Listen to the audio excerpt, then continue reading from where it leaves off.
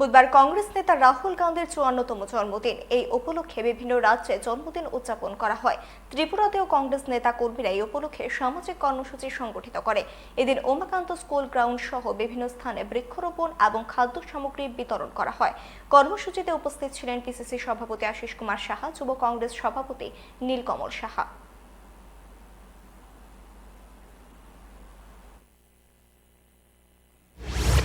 রাহুল গান্ধীজির ৫৪তম আজকে জন্মদিন। এই জন্মদিন উপলক্ষে আমরা ত্রিপুরা প্রদেশ কংগ্রেস, প্রদেশ যুব কংগ্রেস, প্রদেশ মহিলা কংগ্রেস এবং আমাদের বিভিন্ন শাখা ও বিভাগের পক্ষ থেকে কর্মসূচি আমরা হাতে নিয়েছি। বৃক্ষরোপণ, বিভিন্ন দুস্থদের খাদ্য সামগ্রী বিতরণ, বিভিন্ন ওল্ড এজ হোম, অরফেনেজ